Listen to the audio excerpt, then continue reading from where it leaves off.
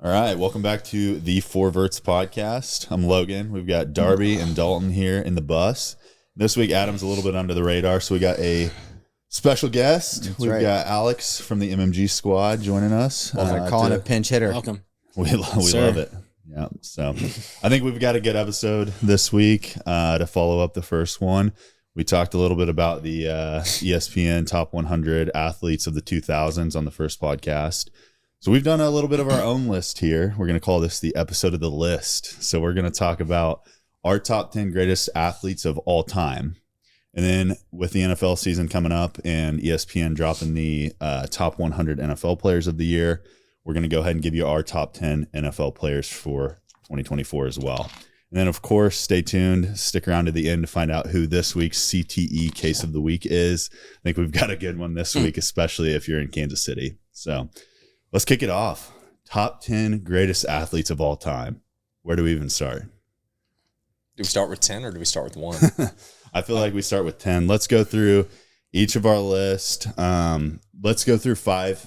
Let's say 10 through 6 each, and then we can kind of talk about it, and then we'll give our top 5. Okay. So, Darby, kick us off. All right. So going in at number 10, I have Mike Tyson. From there, I go Floyd Mayweather, Kobe, Boxers. and then Tom Brady. Okay. So you got Brady at 6. Yes, Brady at 6. 2 boxers in the top 10. I didn't have a boxer at all. I did think about it. I thought about it. Did you have a single boxer in the top 10? No. Okay. Well, you had it. I think it's also important to add some of the context behind how we're making our list, though. Sure. Because I think that you had a unique perspective on how you were putting your list together. Yeah. Yours was pure athleticism. So minus like maybe for the most part. I would say mine were like multi-sport athletes.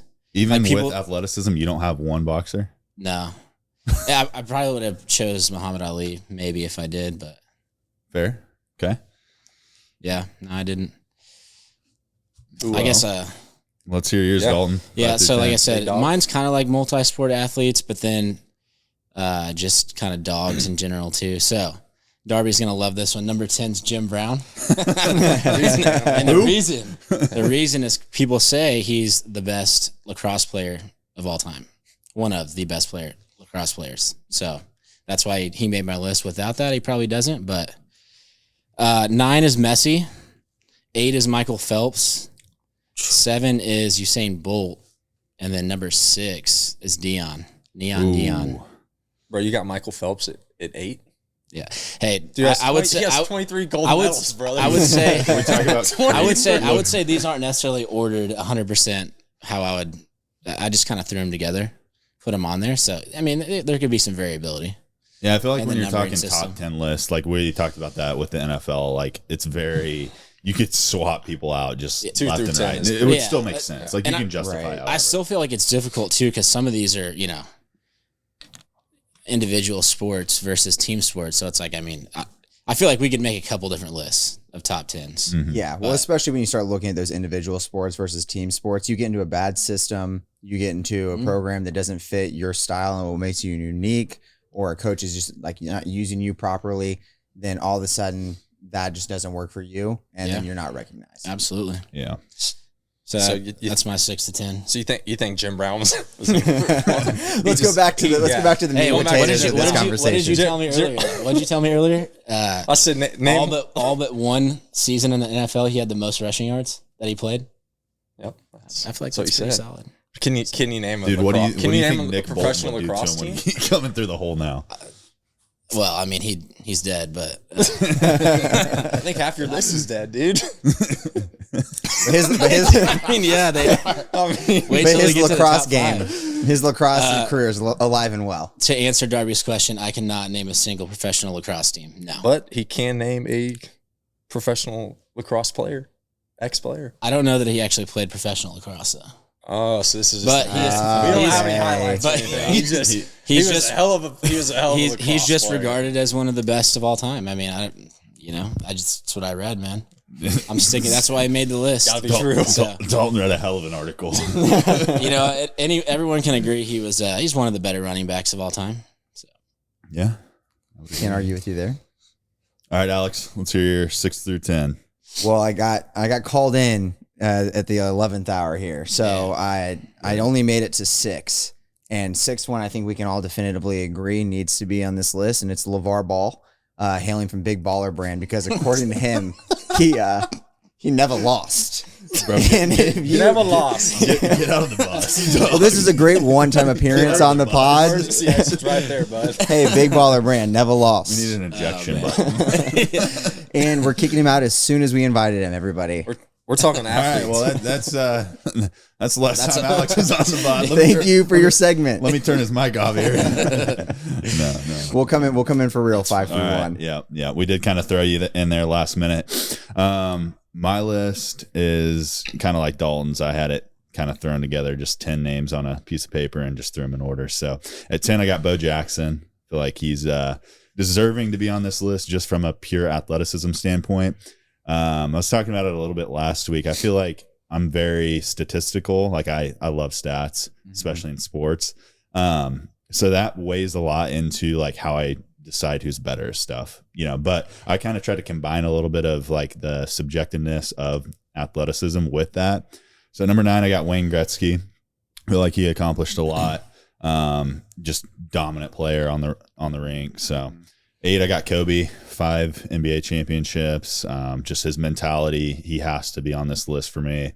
7, Messi, deserving of it as well. And then at 6, I got Usain Bolt. I mean, just hard to leave him off from an athleticism standpoint. Freak. Like closest thing to an actual cheetah we've ever seen. Right. So that's my 6 through 10. Feel like I think you're gonna get the most heat for Kobe, and I'm a huge Kobe fan, like diehard Kobe fan. I think that's the one where in the comments is where you're gonna catch the most heat. So then when you think more about Kobe and all the ones that people would want to put on a list that wouldn't even put him in the top 5 NBA players of all time. He's 5-time champion though. Like you said, your list is based off of somewhat statistical, but you think about it, like the greatest players in any sports, they're polarizing. You either love them or you hate them. You love Mahomes or you hate him. You love LeBron or you hate him. You loved Kobe or you hated him. I think that's a good gauge for where someone's at, like mentality and level of playing, because there's people that will look at it and be like, Kobe did ridiculous stuff. Of course, he should be on the list. And then there's people who just are going to hate on him. So I'd say you could say the same thing for anybody. I think his mentality and mindset and work ethic alone could get him on the list, just because I feel like he was a step above some of the people that we've had on the list so far. So I think he should get on the list just based off of I'm sure everybody in this bus is throwing a wad of paper at the trash can. Kobe, right. Made it. I've never once gone LeBron. Else. No, never yelled LeBron, never yelled MJ. He's made his way into pop culture. Well, also the fact too is that there's a lot of conspiracy around, was the 100-point game a real thing? There was no footage of it. All we have is just going off of the word of the people who were there, and we know for a fact that Kobe put up 81 points. Yeah. So just gonna throw that out there. Yeah, it's fair. And he dropped 60 in his last game too. Ever. Yeah, they refused to let anyone else shoot. Yeah, 102 shot attempts that game. Yeah. Throwing that out there. All right, Darby, let's hear your top 5. Top 5. I'm gonna go 1 through 5 this time. All right. So I have Bo Jackson as my number 1. Ooh. Okay. Then I go Michael Phelps. Then I go LeBron. Then Michael. Then Tiger. Ooh. Okay. Adam would probably disagree with you on that one. Yeah. Not a golf as a sport guy. Did you have Brady at 7? I did have Brady. Yeah. I think Adam would definitely be calling you insane right now. For LeBron versus, yeah.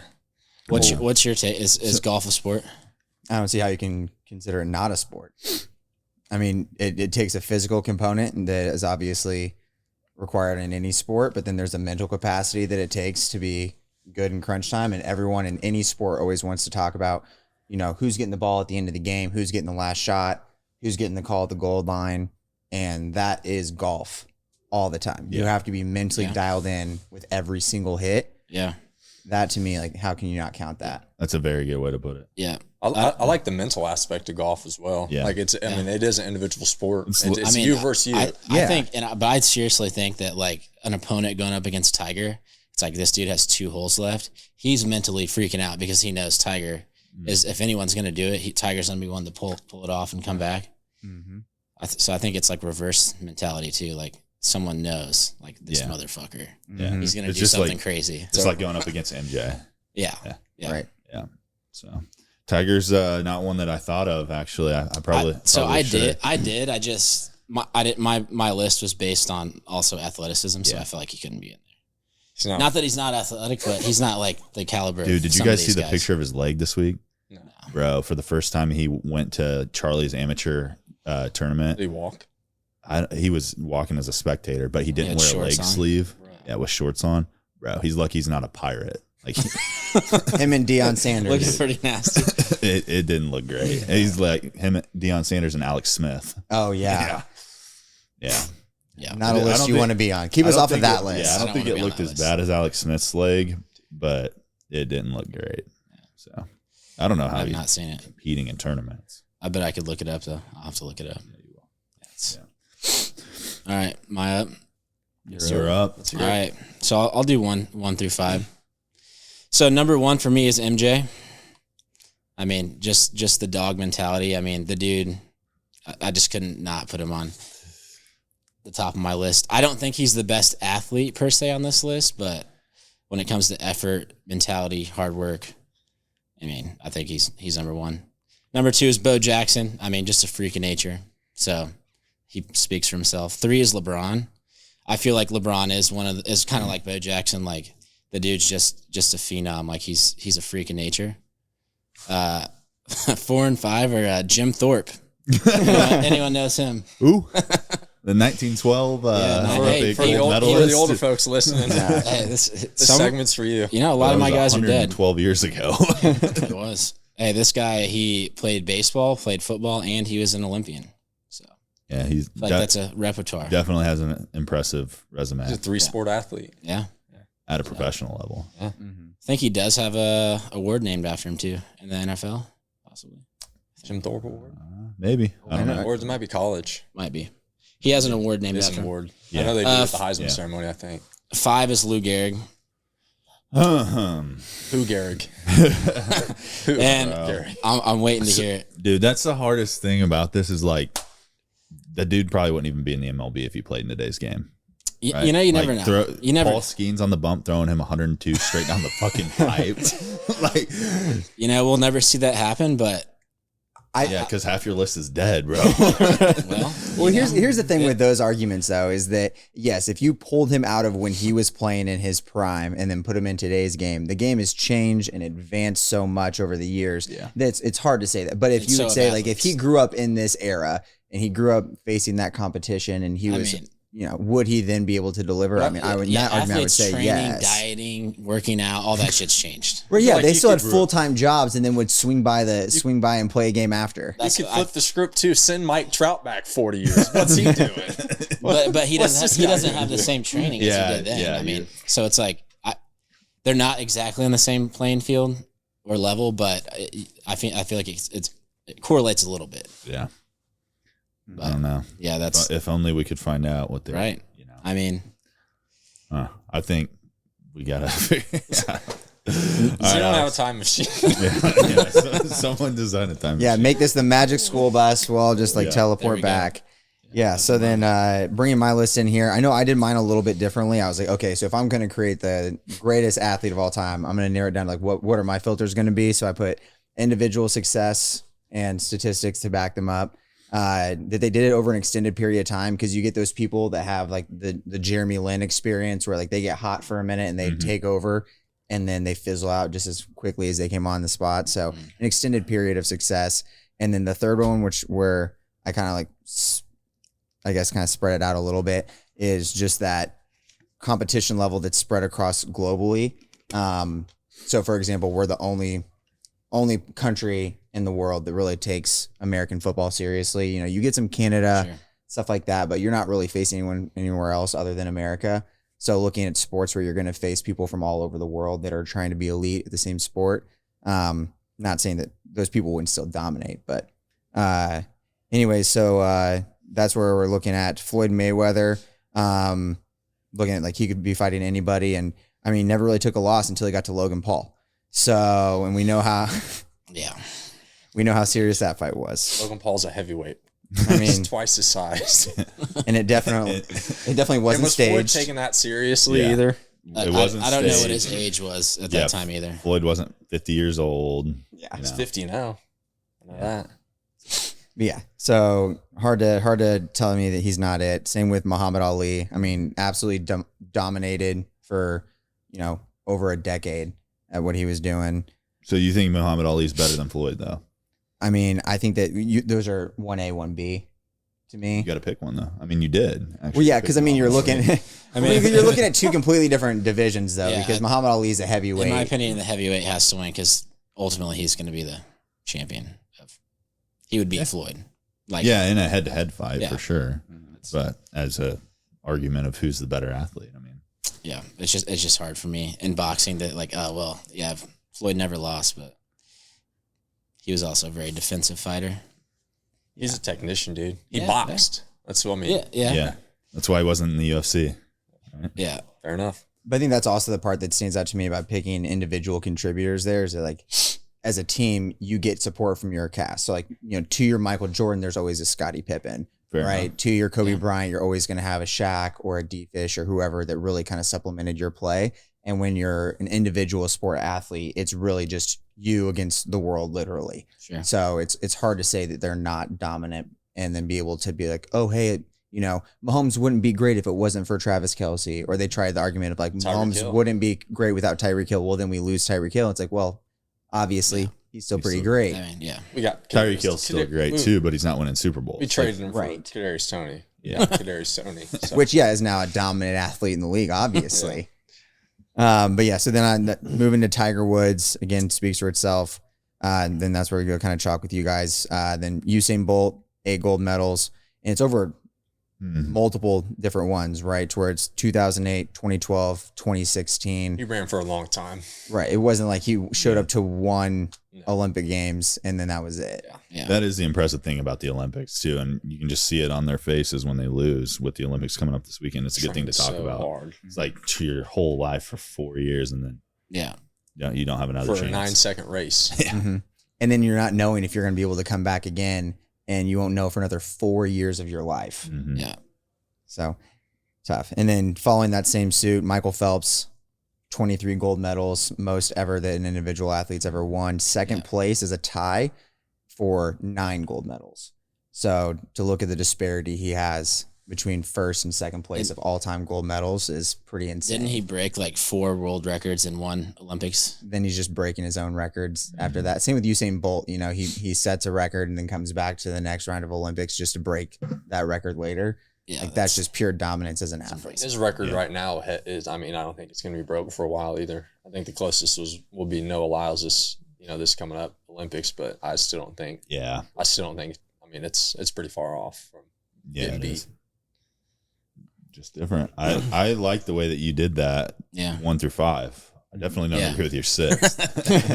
Hey, embrace had to throw that debate. one in. Embrace debate. Never lost. When we're talking individual sports, it's on me. I'm the only person that matters. There's no team aspect to it. I think that's a very solid list. 1 through 5. Agree. Yeah. Mine was a little more subjective and different, individual versus team sports. So, yeah. So, all right. At number 5 for me, I got Tom Brady. Probably pretty controversial, but I'll go back to what I said last week. I'm going to give credit where credit's due. He won 7 out of the 10 Super Bowls he was in. Talking about stats, stay true to that. He's just impressive. I mean, right now, the greatest quarterback of all time. I don't think there will be an argument to be made about that, but not right now. So LeBron at 4, I really struggled with this one because I don't know. I'm just not a LeBron fan. But again, we were talking about this a little bit before. LeBron has averaged 27 points a game his whole career. 21 seasons. 21 seasons. He has the most points in NBA history. He did it, and he passed Jordan in 1,200 less shots. Yeah. So again, give credit where credit's due there. I think, he could probably be number 1 on the list if we're talking just physical specimen. 100%. So impressive. 3, Muhammad Ali. So I think we've all, besides Dalton, have him on our list. 2, Michael Phelps. Very much agree with you. He was number 1 on the ESPN list of this since 2000. And then at 1, I got MJ. I agree with you, Dalton. I think the mindset, the domination is something like I don't think LeBron has that aspect of his game. I definitely doesn't. Not to that level. If anything, Kobe was one of the closest people to that, just bringing it day in, day out. I would agree with that. I mean, even so Tim Grover trained Kobe and trained MJ, and he talks about it. He's got a book, Relentless, where he talks about kind of the mindset that those guys had. And that book just kind of opened my eyes to how big of warriors those guys were and how just insanely like obsessed with winning they were, almost to an unhealthy. Yeah. So it very well could have been. Yeah. Unhealthy for him. For sure. And I mean, it sounds like he's still like that today. Like when he's golfing with people, like talking shit, like, let's throw a shit ton of money down. I mean, he has a shit ton of money to do that, but bro, he designed golf course. Yeah. and he designed that golf course to fit his play. Oh, like the holes, the holes are It sounds specifically like set something up he did. And then, Right. for his like golf. Sounds like a real competitor. Yeah. Rigging the holes. Yeah. Sounds like a gambler to me. So those are our top list of athletes of all time. I feel like there's a lot more people that could have been in the conversation. Who's somebody who didn't make your list that was just right there on the cusp, like number 11 for you? I think probably some tennis players. Roger Federer would be up there. that was one for me. Serena Williams. I mean, a would be up there. boxer could have made my list too, but Yeah. I just Yeah, I mean, Floyd for me, probably. If we're talking 11 through 15, those guys are for sure there. Tiger going back, if I could remake this list right now, I'd probably include Tiger. well, to your point, with like we're talking about dog mentality, like Michael, Kobe, Tiger's one of those that has that too. Yeah. Like that energy. So Yeah, without a doubt. So, all right, let's shift focus now. Top 10 NFL players of the year. I think we've all. are we at a consensus on one? I mean, Yeah. We have to be, 100%. right? It's bad. Yeah. Without a doubt. The videos this week have been Hands just down. stupid Yeah. of people trying to say that it's not him. You can't Jamar Chase talking his stuff. You can't plead your case. I mean, it's And I understand that the NFL top 100 list is created by the athletes. They're the ones on the field. I'm not. I'm a Monday morning quarterback, so I can sit here and I can dissect everything that they do on the field. But when I see professional athletes with a straight face try to tell me that their offensive tackle is the most dominant player in the NFL, come on. Like, yes, Trent Williams is an absolute monster, but you can't tell me that if it's like, hey, we need to go out and win this Super Bowl, who's someone we absolutely cannot win without? Yeah. Trent Williams is not the guy who goes number 1 on the list. right. No. Yeah. I mean, it's impossible for a tackle to go out and win you a game, essentially. They could lose you a game, but Yeah. can't really go out and win you a game. They can do that. I mean, very, very dominant, at that position. Speaking of Trent Williams, he's on my list in the top 10, but Same. I agree with you. And I think there's like still, it can be kind of varying on how you make this list too. Is it like the perspective I took of it is like, who's the player I would want on my team? Like if I could start an NFL franchise and pick any player in the league, giving respect to not just picking all quarterbacks, obviously, like thinking about different positions, trying to include some defensive guys and all that, spread the love around a little bit. Right. That's kind of how I thought of my list. But I think, you could make an argument for multiple ways to look at it too. Yeah. So, all right, Darby, who you got in your top 10? a top 10 going from 10 to 1. And at number 10, I have Devontae Adams. Ooh. Wow. Then from there, I go That's a hot take. Micah Parsons, Trent Williams, Christian McCaffrey, Travis Kelce, Nick Bosa. At 5, I have Chris Jones, then Tyreek Hill, Justin Jefferson, and then number 1, I have Mahomes, obviously. So Let's just JJ backtrack too. immediately to your number 10. Let's Let's Number 10, go Devontae right Adams. to where the I fire's just hot. think you can make a Bruh. case for him. I mean, I think You would rather have Devontae Adams than guys like CeeDee Lamb, Amon-Ra St. Brown? Because those guys aren't in I mean, CD Lamb's mine, but I think if you just go back and like you ask other receivers, hey, give me your top 10 receivers. 90% of them have Devontae Adams at 1. I think that was a few years ago. I don't know, dude. Opinion. I don't know. I mean, but yeah, it's been. I still think he's the best route runner in the league. It's been rough since he's went to Vegas. So the quarterback scenario. Yeah. And that's the thing, like, too, when you look at the list, it's like there's years that Mahomes hasn't been one. And that's, I think, because he had a down year. They didn't win the Super Bowl. So it's like varying. And just the season that Devontae Adams is coming off of, it was just embarrassing. I mean, we all watched the show Receivers. Like, Justin Jefferson gave him some love, but he was a horrible teammate. Well, it was in the first episode. I need to get out of here, man. Yeah. I need to get out of my head Vegas. taken off. So I think you're absolutely crazy putting him in the top 10.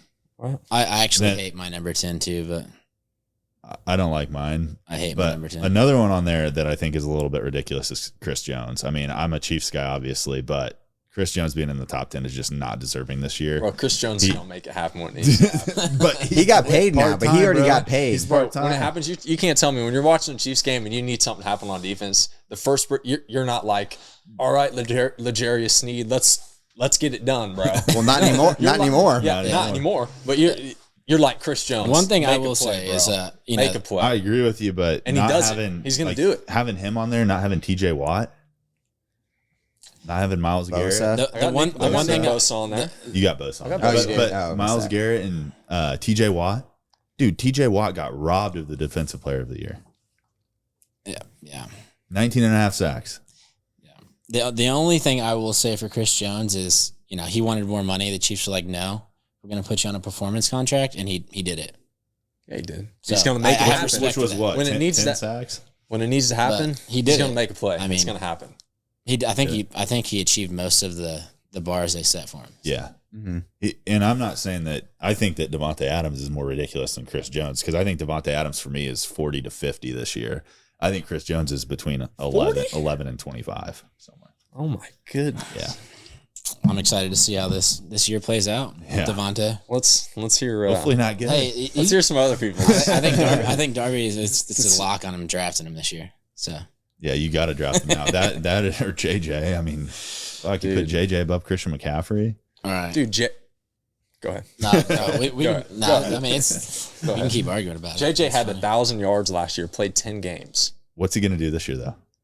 With JJ McCarthy. Yeah, with JJ. Yeah, JJ to JJ. Yeah, so too many JJs. But I don't know. That is another factor. I mean, I still think. Go ahead. Sam Darnold starting. Might be throwing balls too. Are they going to give him a couple games, see how he does? And Sam, we trust. We could say the same thing about Tua and Tyreek. Tua's not very accurate, right? Right? If you ask Tyreek, he's the most accurate quarterback in the NFL. Yeah, Jamar Chase said Joe Burrow's better than Pat Mahomes. Where are we going? He didn't say it with a straight face, though. Where are we going with this? No. All right, Dalton, let's hear yours. All right, like I said, hate my number 10, but I had to put him on there. Josh Allen. 9, TJ Watt. 8 was Lamar. Okay. 7, Nick Bosa. 6, Trent Williams. Number 5 was Myles Garrett. 4 was JJ. 3, Tyreek. And 2 is McCaffrey. Then 1 at Mahomes. 1's Mahomes. Yeah. I do believe in McCaffrey being number 2, though. The dude's so dynamic. I agree with you there. I'm glad he's in San Francisco where he's not going to get the ball 40 times a game. Yeah. Because I think he's probably glad of that, too. Yeah, the Panthers were about to just shorten his career. But I'm surprised they didn't. Yeah. Yeah. I'm picking him. You had Myles Garrett at what? 5. That's fair. I feel like all of your guys, I feel like all of your guys are guys that I have in a lot of them are like on that borderline area. Like I had a hard time not putting Myles Garrett in, not putting Nick Bosa in. Could possibly be in there. I was a defensive guy, so I had to throw some defenders in there. A good season, they're in it. Yeah. So you had JJ at 3. 4. Behind Tyreek. I still think he's the best receiver in the league. I agree with that. Did you have Kelsey on there? I didn't have Kelsey. No. I think he's just a little older. I don't. He's still performing, bro. I mean, yeah, he is still performing. And I think it's only going to get better this year. Well, hey, I hope I'm wrong. I hope, Oh, I agree. Yeah. I hope he does perform better than he has in the past couple of years. But Yeah. So right now, who do you think's better, Kelsey or Kittle? Kelsey. Sure. I still I've think seen he's a lot the of best stuff tight end in the league. People are but- saying that Kittle's better than Kelsey, but again, that's coming back. People to making the cheat case that Yeah, it's the Chiefs. At the end of the day, people don't want to give the Chiefs their flowers. It's the same as like you said with the Jamar Chase situation where he says, "I refuse to say Pat Mahomes, even though I know it's Pat Mahomes." You know, once everyone loves you when you're the underdog team, then once you win a few, Yeah. you're no longer the underdog. All of a sudden now, It's like you're the America's villains. sweetheart only lives 1 year. Well, and it's Right. Right. Seriously though, it's almost like the Jamar Chase thing. It's like he's saying that, and if he says Pat Mahomes, he's like, "Oh, Joe's not going to throw me the Joe's ball gonna be anymore." It's like, no, dude, you're the only person you can throw the ball to now.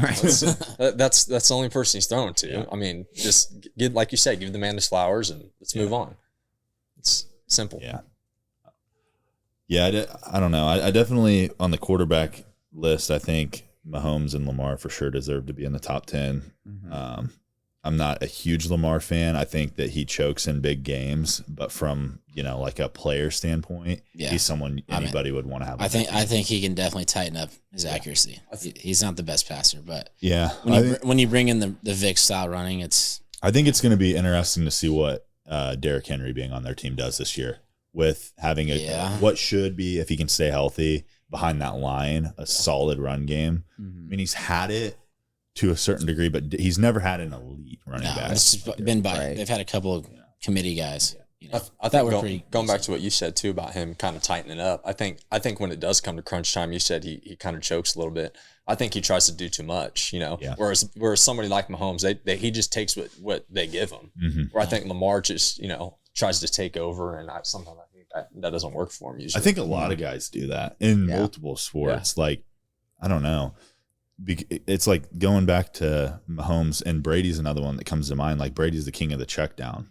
Like the reason that Brady had so many comeback drives at the end of the games with 2 minutes left is because he wasn't trying to throw 30, 40-yard passes. He did it to us multiple times. It was him throwing 11-yard crossing routes to Julian Edelman, 16-yard little Amendola. corner route to Amendola. Yep. Death by 1,000 cuts. Just sit there and sprinkle it. Just the worst to watch as a Chiefs fan. You're like, oh my.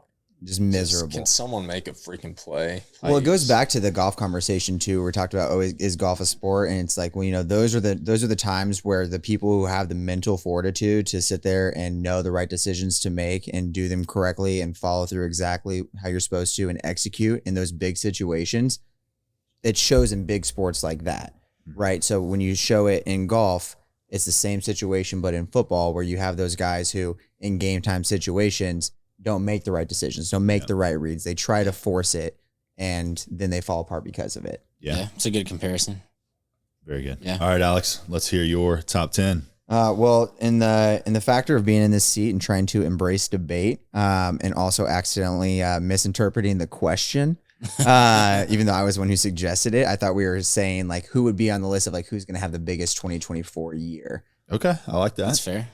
So I'm on interested that, to hear this. yeah, on that, I think I started doing that exercise and I was like, I think there's really just one conversation I'd like to have that's a little spicy here. I would say 2024, a duo that's going to have a major year that everyone is going to grill me for is going to be Deshaun Watson and Amari Cooper. Oh my God. Those two, listen, hear me out. Let me do this and then put me on the grill and roast me here. They had all these kinds of issues, right? Obviously, I'm not cheering for the guy to have a good year. It's not like I want him to do well, but I think that they figured out some issues. He started to catch his stride at the end of the year. Amari Cooper is coming in there ready to go, and he's on a contract year, and contract years are undefeated. So you put those two together in this situation here, you've got a good defense. You got Myles Garrett getting you the ball back. I think that this is going to be the year where he actually comes into form as a quarterback and does well. I don't want him to do well. I'm not cheering for the guy here. I think he was in form before he got in trouble. Well, yeah. Dude, the only way the Browns are going to do well is if Jim Brown comes back. Dude, that's the only way. They got Nick Chubb. They're all right. The Cleveland Browns are where quarterbacks and receivers go to die. Yeah. As an organization, I feel bad for Amari Cooper, dude, because I like to watch. He is a dog. He's a dog. I'll tell you what, it is a miserable place to watch a football game. It is not fun. You lived there, didn't you? I lived in Cincinnati. I made the trip over to Cleveland to watch a couple games. The dog pound is overrated. Dude, their logo is a helmet. I mean, So what, you play the game? Boring. But come on, man. Just try to imagine them. They're like, Okay. oh, we can't slap our logo on there because it should be a helmet on a helmet. So they're like, let's just go with the color.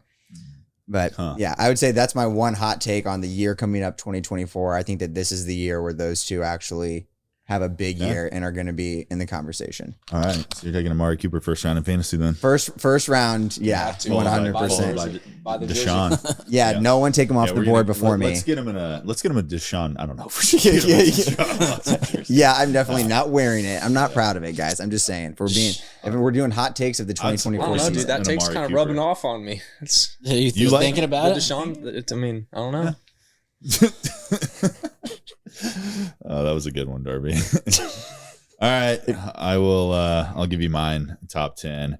So I had a hard time on the defensive side because I feel like there's a lot of people that are 11 through 20 on the defensive side of the ball for me. So Myles Garrett won Defensive Player of the Year last year. I think TJ Watt should have. Micah Parsons was third. I think he's, obviously a stud as well. Deron Bland, when we're talking cornerbacks, had a crazy year. 9 interceptions, Receiver-like. shit ton of tackles, literally. So then you throw in Max Crosby, Chris Jones, Nick Bosa, all these guys. So I kind of struggled on the defensive side. But at 10, I got Lamar. I snuck him into the top 10. 9, I got Max Crosby. And I got him on there because I feel like he's a dog. He's one of those guys that his mentality, his motor is just so strong, just always going. He's a culture carrier for that team. I Definitely think has a that Raiders can't be mentality, I'll say understated. that. It can't be understated when you have someone like that where that person's culture that carries the team, he's the one that sets the tone for them. And then I would say there's some games where he's the main reason why they're even in the conversation and he doesn't touch the ball. Yep. He is so bought in on He what plays they're like a doing Raider. there. I'll Yeah. just say Yeah, that. he is a Raider. That's I mean, all I'll say. Again, you don't have to like him. Yeah. Yeah. Yeah. I mean, that's the thing though, as a Chiefs fan, like talking Raiders rivalry, like I don't even feel like I hate any of the Raiders right now because it's just never even a conversation of, they beat us a few times, but I don't know. All right. Yeah. Number 8, I got Travis Kelce. That's down. He was at 5 last year, I think. He definitely, a little bit harder this year to put him on the list, but I think he's still just a game changer. 7, I got CJ Stroud. I think CJ just continues to take off. He's got Joe Mixon at running back. He's got Stephon Diggs catching the ball now. I think it's going to be impressive. I think Tank Dell's going to help him out a lot too. Tank Dell's a good one too. Yep. And who's the third receiver in Houston? I can't remember off the top of my head. 6, I got Trent Williams. Talking O-line. He didn't give up a single sack last year. 11 penalties. Just consistent. Big ass guy too. 5, I got CeeDee Lamb. 137 receptions last year, over 1,700 receiving yards, 12 touchdowns.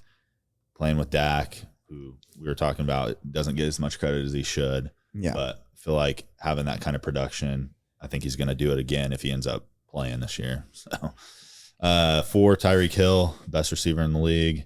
3, TJ Watt. I think he's a dog, someone you want on your team. And 2, McCaffrey. 1, Mahomes. 100%. So pick it apart. Yeah. This Stroud one definitely threw me for a loop there. Yeah. I wasn't expecting that.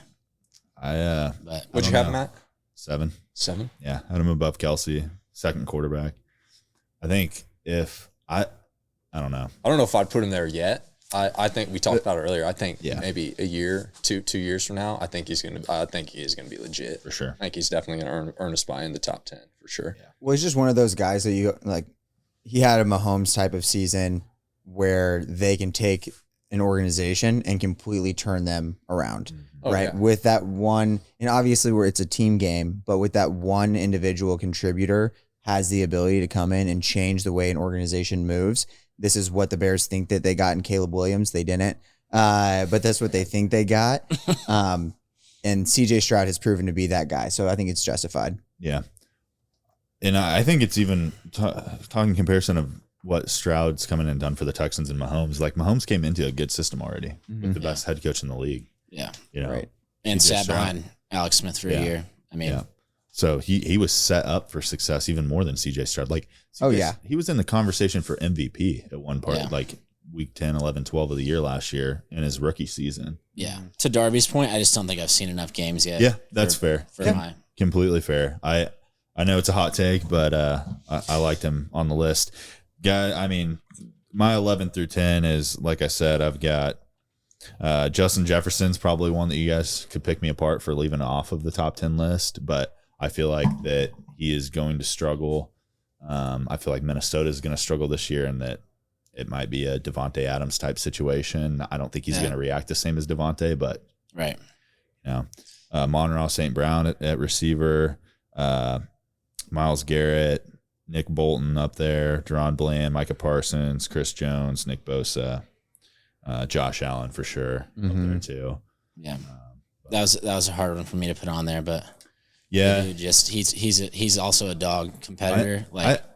Absolutely. Too You much can sometimes. love Josh Allen. You can just hate the fans that throw snowballs at players that are pretty much icicles at that point. So I think that makes me hate them a little more right now. Usually love the Bills though. yeah. The it's hard to like the Bills and the Bengals right now at all as a Chiefs fan. I mean, I was, all for Josh Allen when he came into the league, but he's just continued to kind of rub me the wrong way. And I think that they might struggle a little bit with the lack of skill players they've got this year at receiver. I mean, they let Stephon Diggs go. They did draft one receiver. I can't remember who it was. I don't know. I mean, they've just been floundering at the same spot for the last. I mean, his entire time there, since Josh Allen's been there, they've been floundering in that same spot.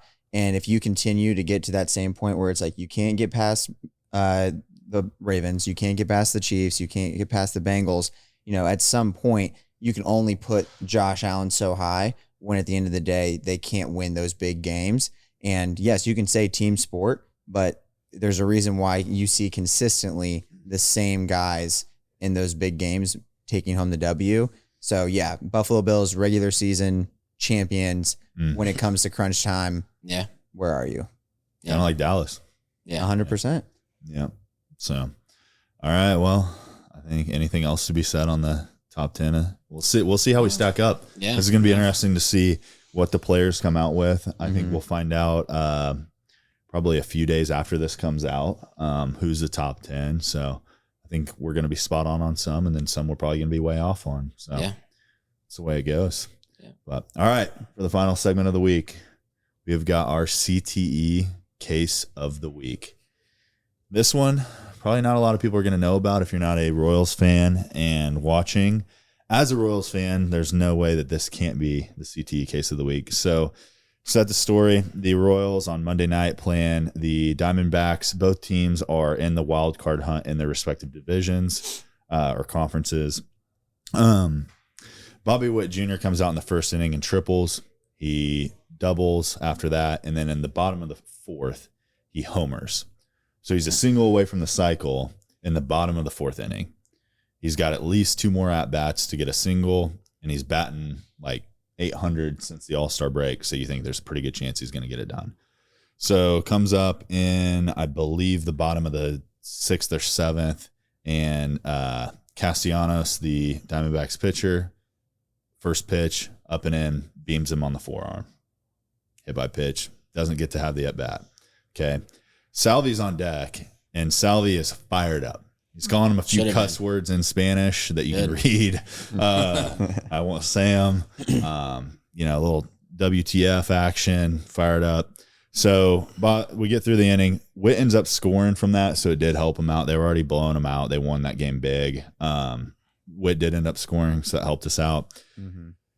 In the top of the next inning, Salvi's obviously catching, so Stratton comes out of the bullpen, and first pitch of, or it might not have been first pitch, but first at bat of that inning, we beam their batter, who was their catcher as well.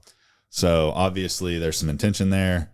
Batter takes the base, ump warns both dugouts, warns Salvi, everything. And the D-Bags manager, Tony Lovello, comes storming out of the fucking bullpen, or out of the dugout with his hair on fire. Runs up to The starts talking to him. He gets tossed. But then he's looking at Salvi and he's like, come here, Salvi. Come here. And in his post-game interview afterwards, so Salvi was fine to this point. He wasn't hot, anything. But he tells Salvi to come here. And he says, you can see him, he says something to Salvi, and Salvi acknowledges it. And then he says something else. Mm-hmm. And what he says after, we don't know. In his interview, he says, the first thing he says is, look, if you think we beamed Bobby Witt, the best player in baseball, on purpose, you've lost your mind. MLB wants me to coach in a 21st century mindset. We're not in 1985 anymore. Yeah. Whatever. But he said something else after to Salvi, because it takes a lot to get Salvi fired up. That's the mystery.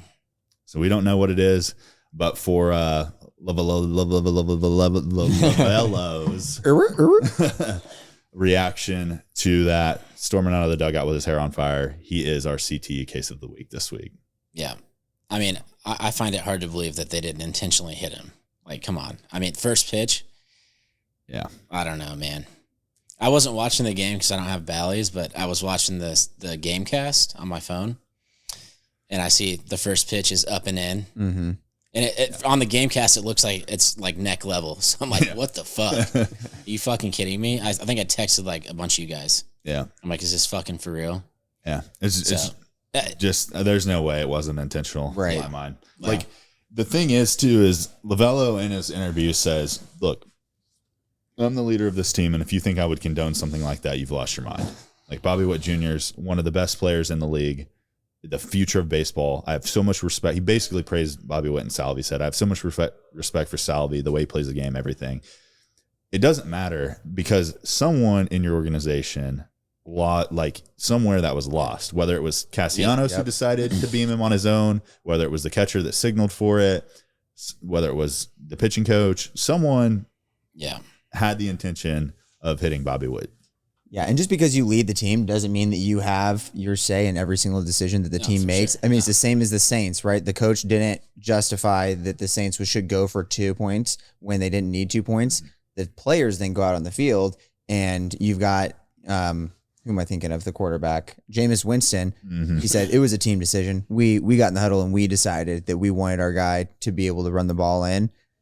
So yeah, even the head coach says, "Hey, terrible look on the coach." Yep, and he's like, "Listen, I didn't tell him to. I told him specifically not to do that, but it was out of his control. He's not the one calling the play." Right. Yeah, and I don't know. I think that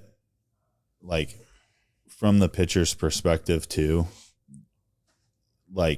if you're gonna beam him, and I guess from the team perspective as a whole, it's a real chicken shit move if you're gonna beam him and then your guy gets beamed to not come out and fight. Yeah. If your manager's gonna storm out of the dugout with his hair on fire, get your ass out there behind him and let's fight. Yeah. Everybody loves to see it. Yeah. If you feel that we did something wrong, let's go.